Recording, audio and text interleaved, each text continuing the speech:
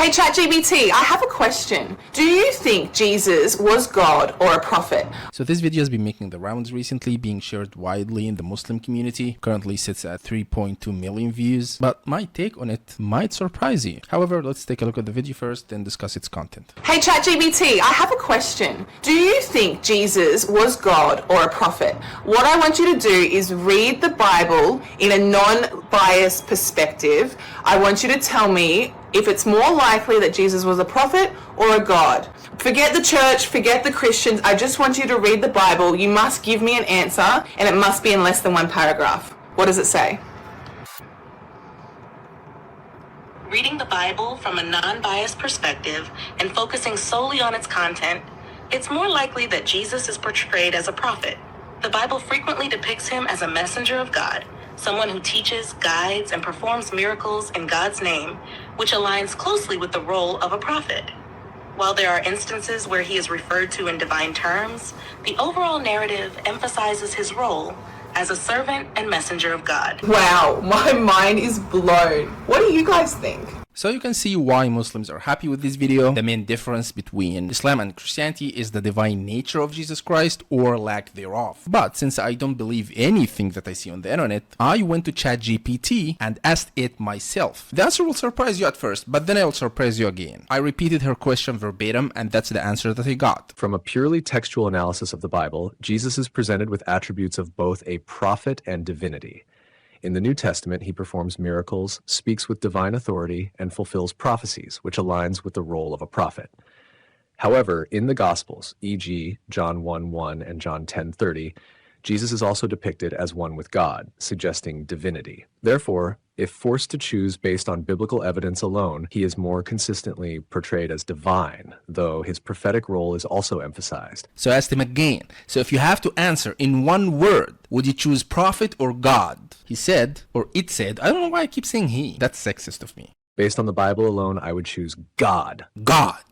He seems very confident. So the results are in. She made it up, right? But I don't even believe that. So I said, you know what? Let's try another AI model. So I went to Gemini, Google's AI model, and I asked him the same thing. Here's the answer that I got. Based on a non-biased reading of the Bible, it's more likely that Jesus was portrayed as a prophet rather than God. While there are passages that suggest divine attributes, the overall narrative positions him as a messenger sent by God to fulfill specific prophecies. Jesus often referred to himself as the Son of God, indicating a close relationship but not necessarily divinity. Additionally, the New Testament frequently emphasizes his role as a servant of God, a characteristic more aligned with a prophet than a deity. So I asked him the point-blank question, prophet or God, in one word, and it answered prophet. And I was kind of surprised by that because I expected all AI models to function in the same way, to give the same answers, but obviously not. So first of all, I encourage every one of you to go on whatever AI model you have access to and ask them these theological questions just for fun, because you will get different answers than the ones that I got. Because at first I thought that she just made it up, but now I don't think that. I think there are many factors at play here. For example, ChatGPT records your previous conversations with it and might be giving you the answers that it thinks that you want to hear. I don't know. For example, if you give the same prompt multiple times in a row to one of those text-to-picture or text-to-video engines, you'll get a different result every time. Slightly different, but different nonetheless. So please don't take ChatGPT as your moral and spiritual guidance in life. And that's the lesson that I want you to take away from this.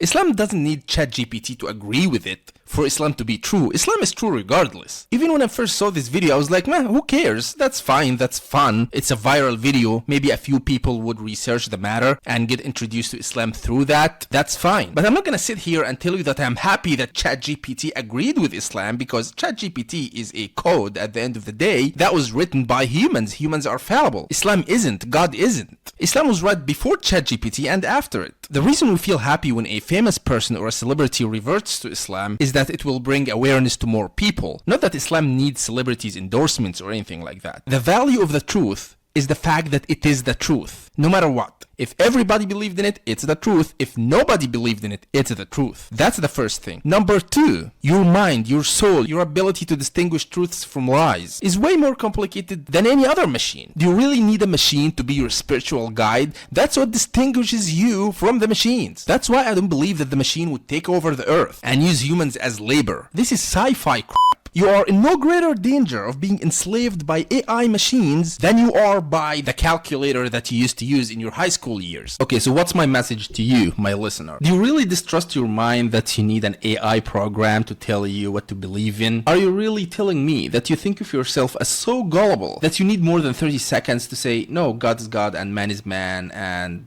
God is not going to descend to earth and be crucified in the shape of a man? Like what? No, that doesn't make sense. Why are you outsourcing your belief system? You have everything you need to believe in God inside your skull. That's all what you need. You need to think about it honestly. Not think about what would happen to you if you reverted to Islam and how your life would change. That's not honest thinking. That's expedient thinking. You're making a cost-benefit analysis on whether or not you should believe in God, and that will never work because you should pay the cost in this life and reap the benefit in the afterlife. Be honest, be sincere, and God will guide you. Don't wait for ChatGPT to tell you or an Instagram influencer to guide you. Like and subscribe. Thank you very much.